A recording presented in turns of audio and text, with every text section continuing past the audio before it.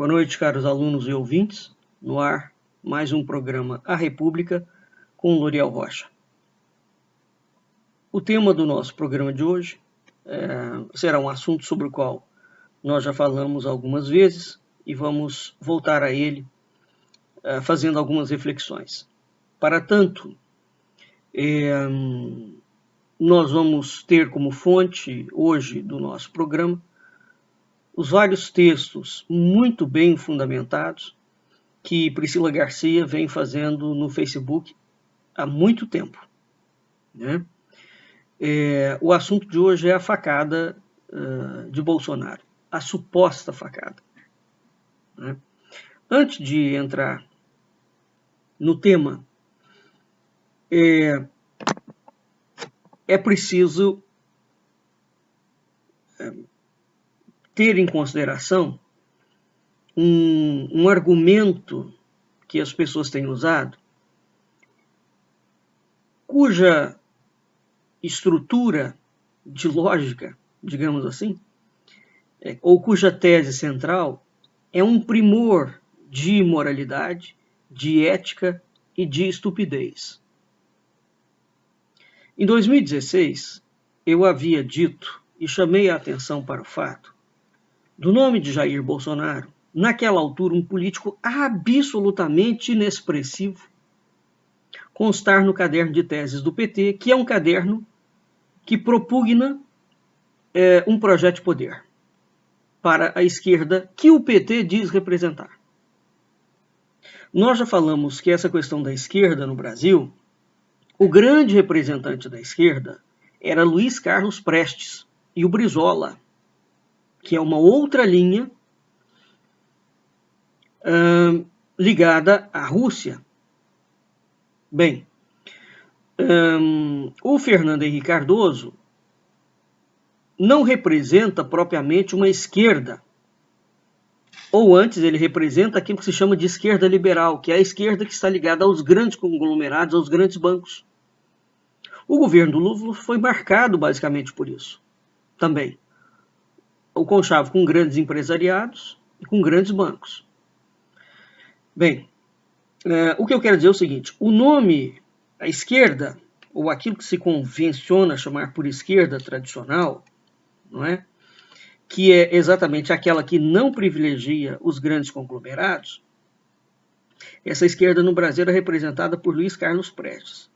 Uma das funções do papel do Lula foi exatamente tirar de escanteio, tirar para escanteio Luiz Carlos Prestes. E isso foi conseguido, né? Então, eu venho falando reiteradamente que o sistema político brasileiro é uma fraude, sob todos os aspectos. Então, trabalhar com os conceitos de direita e de esquerda no Brasil é uma falácia completa, né? Mas bem, então vamos lá. Qual é a tese que viceja entre os bolsonaristas fanáticos e essa milícia de falsa direita que tomou conta do Brasil? O raciocínio deles é o seguinte. Primeiro foram eles que elegeram esse facínora e a trupe de nazistas que ocupa o poder do Brasil, cometendo crimes contra a humanidade, coisas absolutamente inimagináveis. Em qualquer lugar do mundo, todo mundo já teria sido preso. Estou falando de lugar do mundo sério. Não estou falando de república bananeira. Bem, então o que eles dizem? Para combater a notória corrupção dos 14 anos de governo do PT, ou seja, por esta tese idiota, não é? Que para combater a corrupção você pode colocar quem quer que seja que represente alguma coisa que se apresenta como direita, sem nenhum projeto, sem a apresentação de nenhum estudo, sem nada. Esse homem foi eleito sem participar de nenhum debate, sem dizer a que veio, sem mostrar qualquer projeto para o Brasil. por certo que quem combateu o PT, e a Priscila Garcia, por exemplo, foi uma das que na época do PT cansou de falar dos absurdos que eram cometidos pelo PT. E eram mesmo. Né? Então, a lógica de que todo mundo deveria, para combater o PT, votar naquilo que se apresentou como direita, é a coisa mais estúpida que já foi criada na história brasileira. Porque o que combate a corrupção são as instituições. Evidentemente que o Sérgio Moro teve um papel muito ativo nisso e agora está se lançando candidato à presidência da República. Ou seja, a elite brasileira, a elite mesmo que manda no país, ela comete os maiores crimes e passa impunemente. Ela não é punida de nenhuma forma. Né? Agora, o PT, conforme eu havia dito, que a eleição de Bolsonaro, ou a figura de Bolsonaro, era para colocar ali para fazer uma frente e que a esquerda retornaria, sobretudo o PT. O PT está aí de volta. E eles estão criando uma lógica de que agora todo mundo deveria esquecer o que foram os governos do PT. O que foi o mensalão, que eles estão dizendo que não existe, o petrolão, a refinaria de Abreu e Lima, a compra de Passadina, os empréstimos feitos ao governo cubano, a loucura de Dilma Rousseff, uma pessoa absolutamente intratável, né? A incompetência, a corrupção generalizada, etc, etc, etc. Então, o que acontece hoje é que este facínora testa de ferro, que ocupa a presidência da República atual, ele é muito pior do que o PT foi, mas não existe comparação. Porque assumiu o poder junto com ele uma nazistada militar. Essa gente sempre existiu ao longo da história do Brasil. Uma elite financeira, empresarial e militar corrompida, homicida, que não tem limites para absolutamente nada. Então, essa ideia de jegue, me desculpe a expressão do termo, né? Essa ideia de absoluta estupidez, de para tirar um partido corrupto do poder, você ter que eleger outra coisa, isso é algo que só acontece no Brasil. Você trata a corrupção através de mecanismos institucionais, não é através de eleição. Bem, ora, o Bolsonaro é um testa de ferro de uma estrutura que está por trás dele. Esse homem já cometeu, listado, mais de 20 crimes previstos na Constituição. E ele está no poder. E ele vai terminar o mandato. Eu venho falando sobre isso. Não convém à elite, sobretudo aos militares, tirar esse homem do poder. Porque ele faz um barulho muito grande, os filhos que o cercam também fazem, né? E enquanto esses barulhos são feitos, como diria o criminoso do Ricardo Salles, a boiada vai passando. Mas é o que está acontecendo. Né? Bem, o que nos interessa aqui? Vamos aqui entrar num ponto, que é o seguinte. Esse homem foi eleito a partir de uma facada. Então, o assunto facada é um assunto muito importante. A Priscila, logo que aconteceu aquela facada, ela fez uma série de posts e todo mundo achou aquilo absolutamente estranho, inclusive eu. Não é? Mas, como no Brasil crimes políticos são comuns, e na altura eu falei que achava estranho porque os crimes políticos brasileiros, quando eles acontecem, eles não acontecem em eleição. Acontecem os assassinatos, que nunca são resolvidos, nunca. Acontecem os assassinatos fora de períodos eleitorais. Veja, por exemplo, que um caso de assassinato ou de tentativa de, que eu já falei várias vezes, foi o Tancredo Neves, o caso do Paulo Farias, né? O caso daquele presidente da Vale, o caso do Roberto Campos, né? O próprio caso do Juscelino. Enfim, vai por aí afora. Os assassinatos brasileiros não são resolvidos. Portanto, aquilo que aconteceu na campanha política de Bolsonaro, tendo em vista o histórico da ação da elite brasileira no campo de atuação política, aquilo foi absolutamente sui generis. Bem, recentemente saiu um documentário que tem que ser visto, um documentário que mostra 10 perguntas sobre a facada em Bolsonaro, que permanecem sem resposta até hoje. Surfando na onda da palavra fake, que é um negócio que o Donald Trump lançou dentro da política, o filme peca ao chamar o crime de fakeada, né? Porque a facada não foi fake, ela aconteceu mesmo. E o documentário lista indícios de autoatentado e da relação entre Adélio e Carlos Bolsonaro, o filho de Jair Bolsonaro. Então o documentário chama Bolsonaro e Adélio, uma fakeada no coração do Brasil. Foi produzido pelo jornalista Joaquim de Carvalho.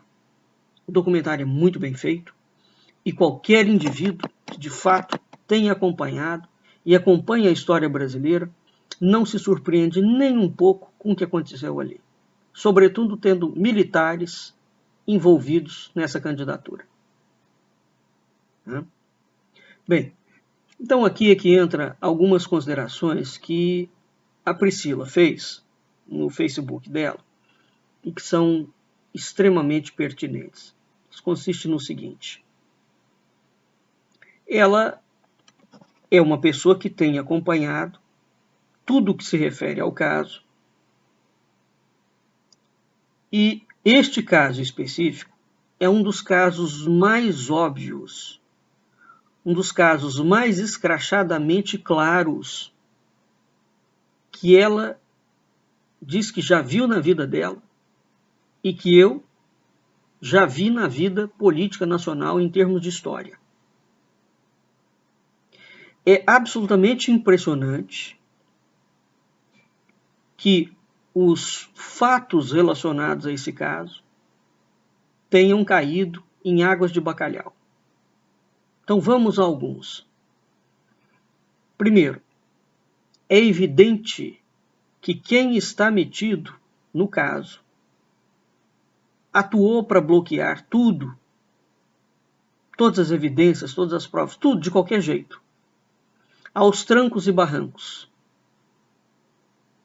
A moda escalafobética e atrabiliária, como é feita no Brasil. O brasileiro, a elite política nacional, não se preocupa, ela nunca se propõe em esconder indícios de crime. Nunca. Porque o esquema é tão monstruosamente grandioso de circularidade, de corrupção e de conluio de máfia, que uma máfia protege a outra. A máfia do judiciário, é preciso perguntar por que o judiciário brasileiro não consegue investigar nenhum caso de crime político. Não é possível que não exista ferramenta. É claro que existe ferramenta dentro do direito brasileiro. É claro que existe. Mas é para a coisa exatamente ficar assim mesmo. E é uma forma de intimidação dos oponentes. Porque você mata, não é? E o crime não resolve. A justiça não é feita. Os Estados Unidos é um país extremamente corrupto. Agora, a justiça americana existe. Ela falha? Falha, mas ela existe.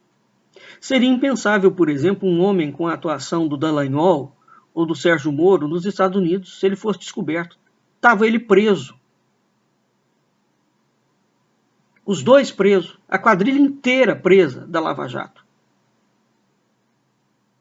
E agora eles estão falando no fechamento do Ministério Público. O Ministério Público foi uma das grandes conquistas brasileiras. Conquista boa, hein?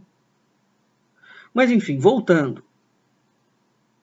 O esfaqueador, o tal Adélio, é obviamente, segundo a Priscila, um doente mental. A Priscila é formada em medicina.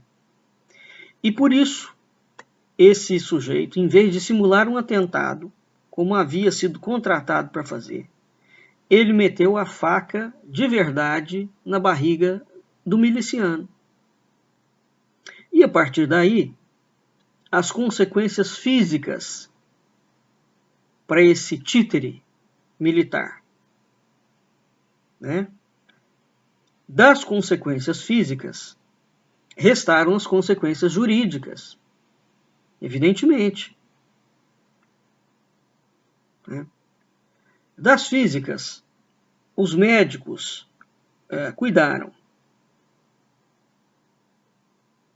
Especificamente a Priscila Garcia tem um parente, um amigo, que foi um dos médicos que estava na equipe de Juiz de Fora. A facada aconteceu mesmo. Né?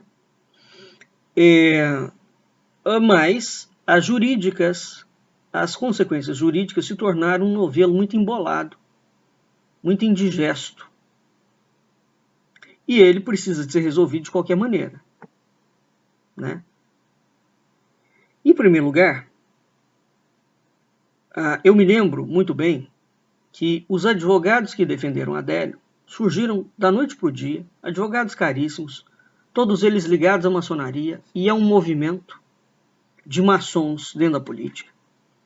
Um maçom xingando o outro, e na altura eu fiz menção a isso, e dizendo para um dos advogados falar o que sabia, e chamando ele de ladrão. Depois isso desapareceu. A loucura brasileira e a falta de escrúpulo da elite brasileira, seja ela qual for, é tão grande que os caras falam publicamente em mídias sociais o que eles fizeram. E fica por isso mesmo. Bem, então esses advogados aí tentaram emplacar a tese de que foi a esquerda que fez aquilo ali. É óbvio que não foi a esquerda que fez. PSOL não tem nada a ver com isso, PT, ninguém tem a ver com isso, não. Já teve o impeachment da Dilma Rousseff, que na altura eu fui contra e listei as razões. Tratava-se de um golpe, como se configurou mesmo que era um golpe, para colocar, sabe-se lá o que no poder. E eles escolheram o que existia de pior no campo político. Né? Então aquela conjunção daquele sujeito aparecer no caderno de tese do PT como representando um grande inimigo para o PT, não faz o menor sentido. Não é? O Ciro Gomes, outro dia, acusou o Lula do Lula conspirar para fazer acontecer o impeachment da Dilma Rousseff. Quer dizer, o caudal de mixórdia brasileira no campo político é de tal monta que fazer pesquisa historiográfica aqui é uma das coisas mais complexas que existem, porque as versões são multifacetadas. Mas se o Lula está conspirando contra a Dilma, então o Lula está do lado do Michel Temer. Aí a esquerda, que o PT representa, já diz que o Ciro Gomes é de direita. Né? Então é impressionante. Quando você vai olhar quem é de direita no Brasil, aqueles que estão se apresentando como direita, é de assustar até o filho monstruoso da Duquesa de Brabante, porque você não sabe nem o que é direita, nem o que é esquerda. Né? Bem, Então, voltando ao assunto da facada. O que o pessoal que cerca o Bolsonaro fez?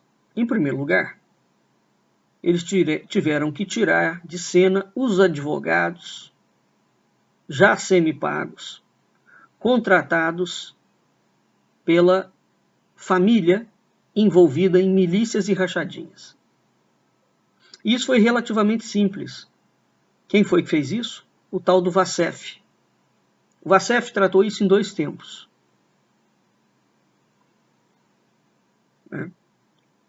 Não se sabe se ocorreu corrupção, mas é óbvio que não pode ter sido diferente.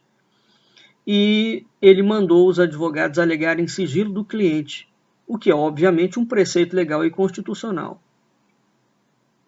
Né? Então, a ideia original dos promotores do atentado é que, como não teria havido dano físico devido ao atentado, a suposta vítima, portanto esse miliciano presidencial, perdoaria o agressor e ele se livraria, o agressor, com 3 meses de prisão e uns tempos de serviço comunitário. Uma pena leve. Né? Só que, daí para frente, o Adélio, se este fosse o cenário, ele teria virado um arquivo vivo. Percebe? A facada foi mal planejada do início ao fim. Se for verdade o que o documentário mostra. Né? Então, na tese da forja, o que aconteceria? Você prende o Adélio durante um tempo e ele fica solto. Daqui a pouco tempo. Mas ele é um arquivo vivo, porque ele foi contratado para fazer um serviço. Evidentemente que um arquivo vivo solto, ele tem que ser eliminado num determinado momento. O destino dele não é durar muito. Então, provavelmente, ele morreria num incidente não relacionado com o caso. Não é? No entanto, como houve as tais consequências físicas, ou seja, o camarada de fato deu uma facada no outro, e essa facada foi quase fatal, a coisa se complicou muitíssimo. E bota complicação nisso. Então esse é o raciocínio que a Priscila faz, e ela está absolutamente correta. Então veja, o sujeito foi preso, isso aqui é a dor, o Adélio. É inexorável, e porque foram chamados 2 juntas de psiquiatras, independentemente chamadas. Uma foi chamada pelo poder público e outra pelo advogado representante do Bolsonaro, o Vacef. Ambas as juntas diagnosticaram um transtorno mental do qual o Adélio é um claro portador. Resultado disso. O laudo dessa junta psiquiátrica causou, juridicamente, a condição de inimputabilidade ao Adélio. O que, na verdade, a rigor, são outros 500. Né? Psiquiatra não é advogado. Psiquiatra não é juiz. E ele só tem a obrigação de dar o laudo. Ambas as equipes deram o mesmo laudo, que é, aparentemente, claramente correto. Se o laudo for correto, o Adélio deveria ter sido, portanto, levado a um manicômio judicial. Ou seja lá o nome que deem para esse tipo de instituição, para que ele recebesse o tratamento necessário ao seu caso. Porque ele foi considerado doido e, portanto, inimputável. Muito bem. Se isso fosse verdade, aqui entra um outro detalhe. Essa trupe de facínoras, como eles não planejaram bem o atentado, né? Enfiou-se num outro problema. Se o Adélio fosse levado para um manicômio judicial, que era o correto, o sujeito é considerado louco. Ele tem que ser tratado. O governo não pode simplesmente prender. Então, se ele fosse levado para um manicômio judicial, ele receberia tratamento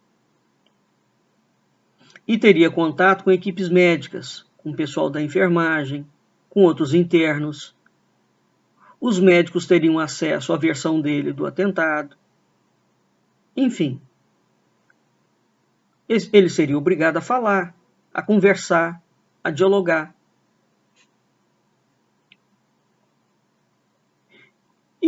Esse cenário seria, portanto, a última coisa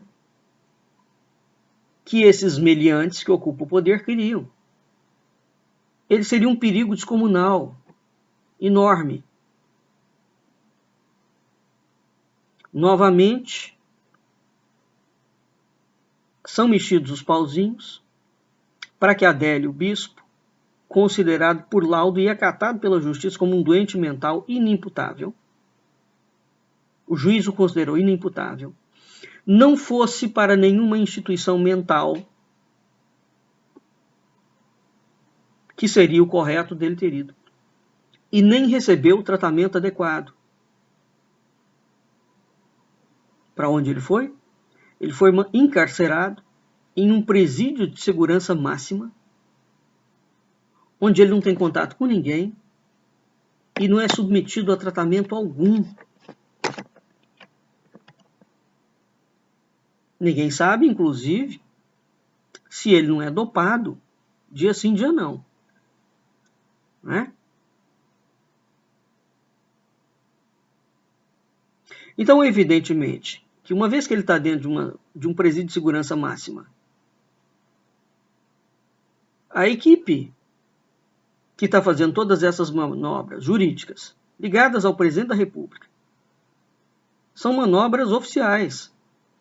O laudo coloca que o sujeito é louco, o juiz acata, coloca ele como inimputável, mas não manda ele para um manicômio judiciário, manda ele para um presídio de segurança máxima.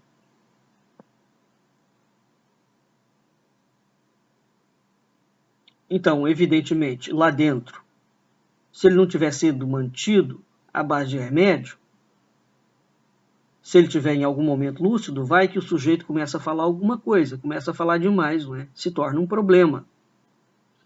Agora, isolado, num presídio de segurança máxima e sem contato com ninguém, qual é o destino dele? Daqui a pouco ele pode amanhecer morto? Também pode. O fato é que o próprio Adélio tornou-se um problema. Não se pode simplesmente matá-lo. Não é? Fisicamente, de uma forma escrachada, deliberada, aberta. Então o jeito foi esse mesmo. Matá-lo em vida. Né? Botar ele encarcerado num presídio de segurança máxima, sem contato com ninguém.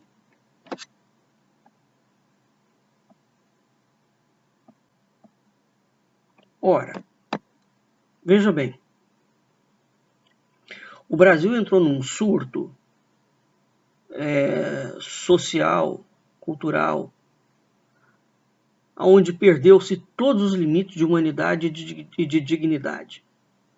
A ponto de um general, como aquele Augusto Heleno, que tem falas verdadeiramente bizarras e absurdas. Uma das coisas mais abjetas que esse homem já falou é que direitos humanos é para humanos direitos. Não, direitos humanos é para todas as pessoas. O direito, a lei existe até para quem comete crime. A lei não existe só para quem é bonzinho. Porque se o direito não existe para proteger todas as pessoas indistintamente de raça, credo, cor, posição social, etc., não há lei. É ditadura. Então, ocupou o Brasil. O Brasil é dirigido por uma elite de facínoras. uma máfia nazista, no pior sentido do termo, de assassinos que não se incomodam com absolutamente nada. Nós temos 600 mil mortos por Covid. É a maior crise sanitária da história do mundo. Eu não estou usando de palavras, não. O Brasil não está em guerra contra nada.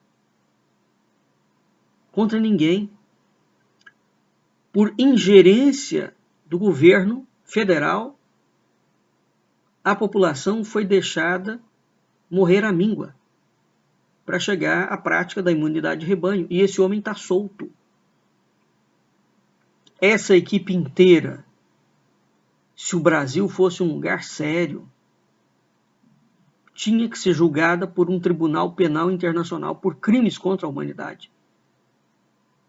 Tinha que ir para um tipo de um tribunal de Nuremberg. O cenário do Brasil é absolutamente dramático. Continuando aqui. Por que eu estou falando isso? Independentemente do Adélio ter promovido, dado uma facada ou não numa pessoa, ele tem direito de fazer isso? Não, ele não tem. Então a justiça existe para quando você comete infração à lei. Independentemente do que seja.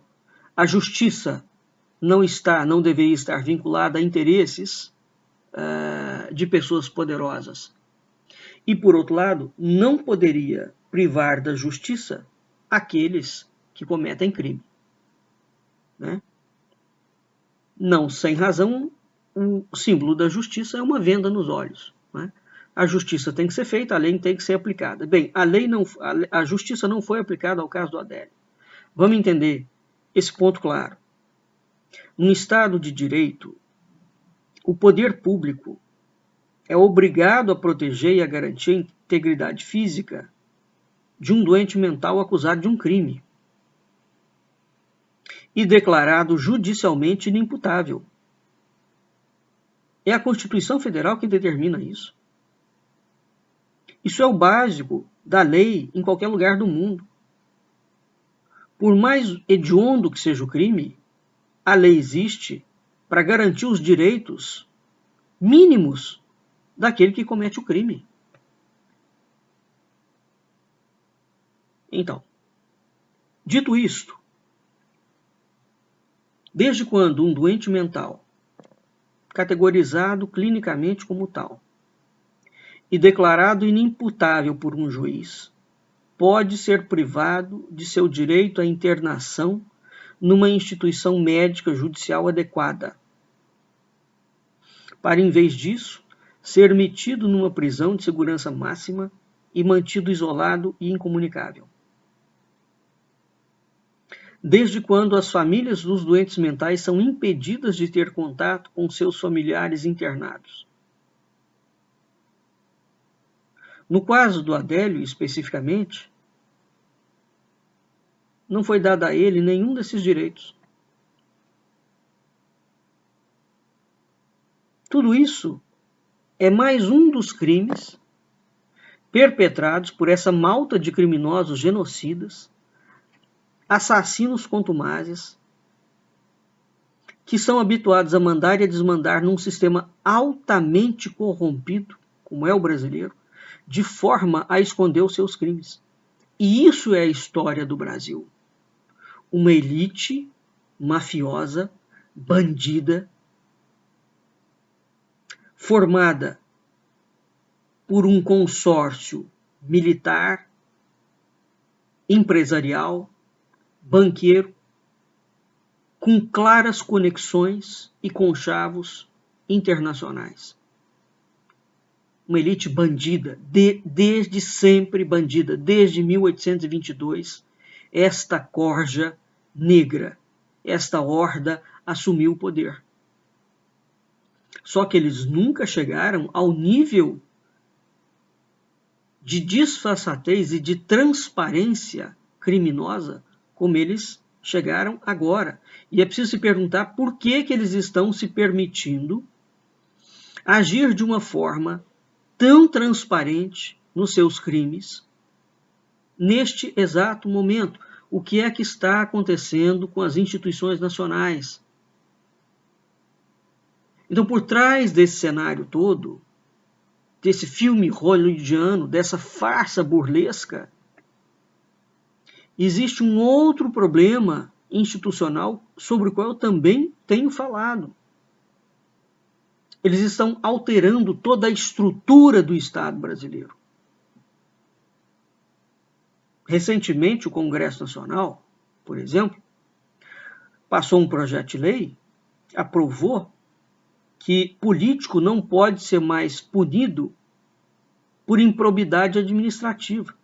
Eles já roubam, eles já fazem o que eles querem. Então, este bandido, que é o presidente do Congresso Nacional e do Senado Federal agora, da Câmara e do Senado, aliás, eles aprovaram isso.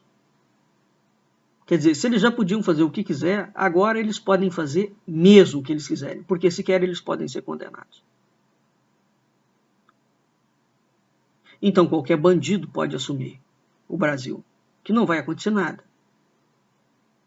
Eu estou alertando para isso há muito tempo. Né? Então, se o Adélio Bispo foi categorizado pela ciência psiquiátrica como um portador de uma patologia mental grave, de tal forma grave que o juiz o categorizou como inimputável. Ele não pode ficar preso num presídio de segurança máxima, onde ele foi encarcerado, e vem sendo mantido em isolamento de forma ilegal. Ele precisa de ser levado, ser conduzido a uma instituição adequada, onde ele tenha o tratamento adequado e tenha contato com seus familiares de uma forma adequada, e com médicos e a equipe, e juristas e advogados de forma adequada. Então, em nome da lei, para começo de conversa, o Brasil só terá saída, só terá rumo, só terá jeito, quando a lei aqui dentro começar a ser respeitada. Agora, uma população que, de acordo com o político que ela protege, que ela vota, que ela elege como mito, como Messias, como Salvador da pátria, seja à direita ou à esquerda, eleitores de uma população que, em nome do seu político de estimação, apoiam que a lei não pode ser cumprida para não prejudicar o seu político de estimação, este país já está em homeostase civilizacional há muito tempo. Esses eleitores são igualmente criminosos, porque por mais dolorido que seja, nós não podemos abrir mão da lei e da aplicação da lei e da justiça. Não interessa se o camarada fez um mal muito grande. Então, a questão do Brasil é essa. É uma delas. Há um salvo-conduto para cometer crimes e as pessoas têm achado normal o cometimento de crimes. E apoiado esses crimes em escala cada vez maior. Bem, então a Priscila Garcia, torna a dizer, na época da facada, ela analisou em detalhes cada etapa daquele processo. E esse documentário surgiu anos depois do Joaquim de Carvalho, sobre o Bolsonaro e o Adélio, simplesmente corroborou grande parte do que a Priscila já havia falado no Facebook. Né? Ora,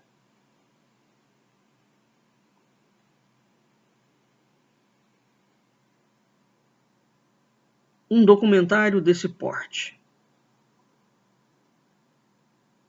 repito, num país que tem instituições minimamente sérias, teria derrubado a República,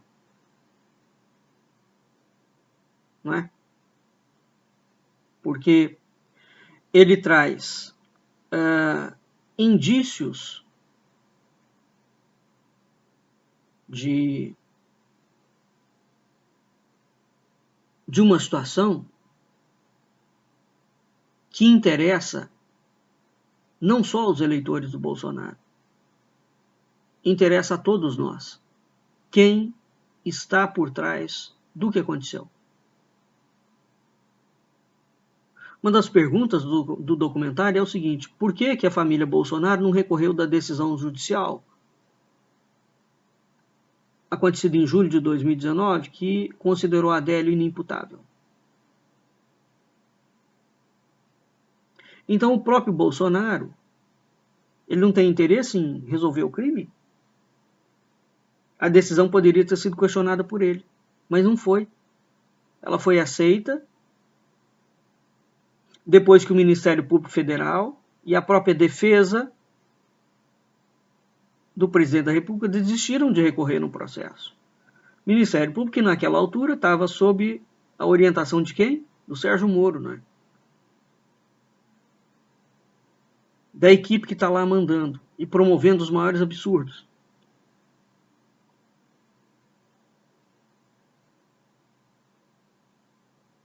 Um homem que todo mundo pensava que era uma figura séria e que mostrou-se uma das pessoas mais sórdidas dentro do campo jurídico brasileiro. Perigosíssimo.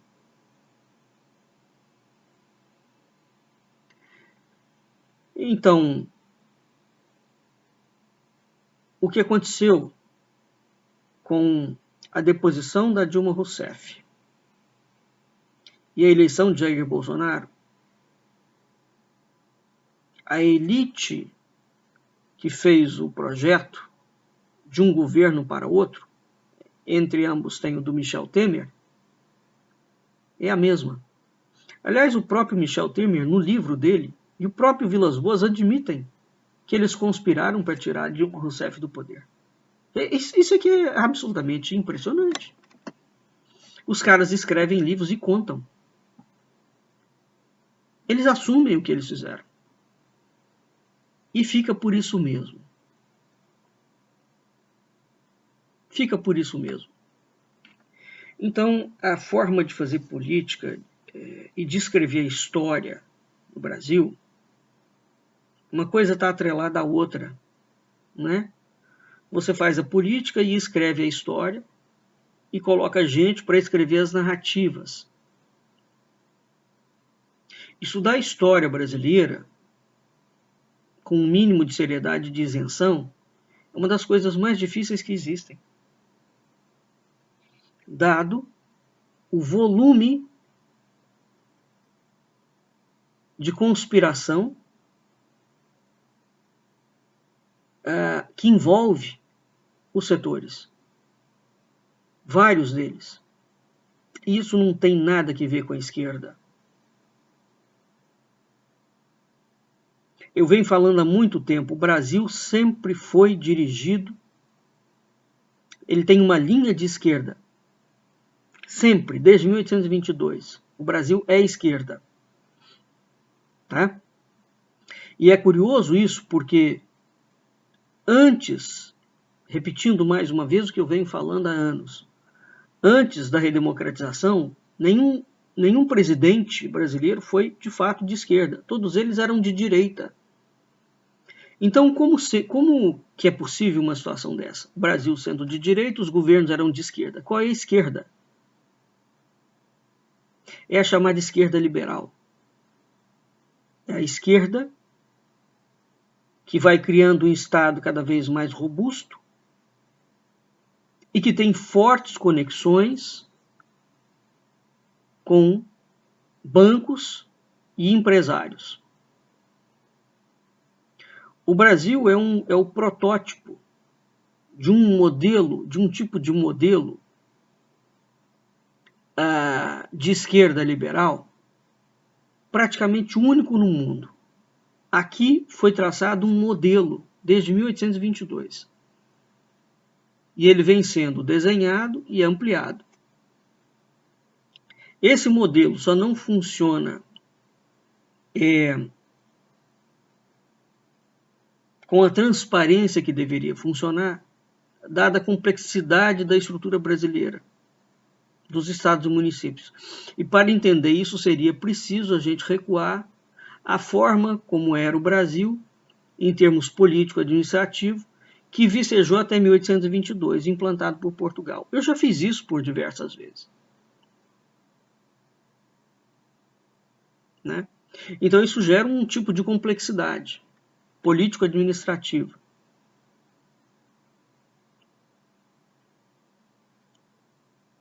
De modo que há várias perguntas que a gente pode fazer quando nós vamos ler a história brasileira.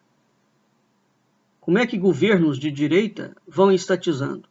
Se, teoricamente, os governos de direita são contra um Estado inchado. Né? Não faz sentido uma coisa dessa. O governo da milicada de 64 era teoricamente de direita. Eles incharam o Estado brasileiro de uma forma absurda. Não, como é possível acreditar numa coisa dessa? As pessoas repetem as coisas no Brasil e elas não analisam minimamente sobre o que elas estão repetindo. E mesmo dentro da direita, seria preciso perguntar de qual direita nós estamos falando. Toda direita é igual. Não. Absolutamente. Nós estamos falando da direita conservadora ou da direita tradicional? Uma direita não tem nada a ver com a outra, hein? E elas são diametralmente diferentes. Não, qual é a direita que assumiu o governo brasileiro? Que toca o governo brasileiro desde a instauração da República? Então eles se apresentam como direita. Os atos concretos em termos político-administrativos são de direita? Não.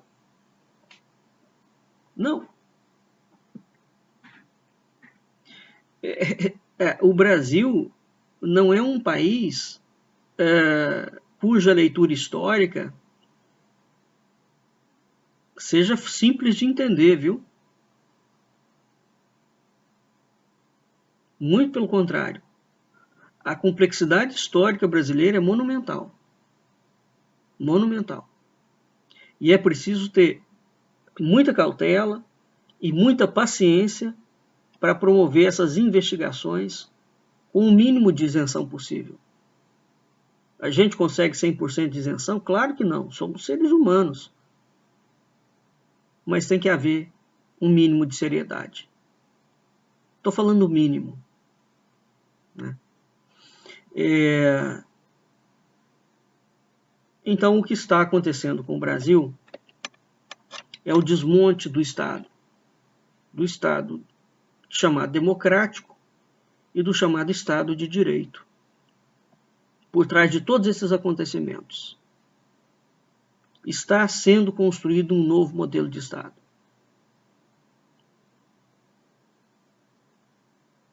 E o Congresso Nacional tem alterado a Constituição brasileira sem que, de fato, esteja sendo dito ao povo que a Constituição está sendo alterada. E o que está sendo construído é algo gravíssimo. Os brasileiros só vão se dar conta da monstruosidade política que este momento atual está criando daqui a algumas décadas. Até lá, Inês é morta. Bem, nós vamos ficando por aqui e até a próxima aula.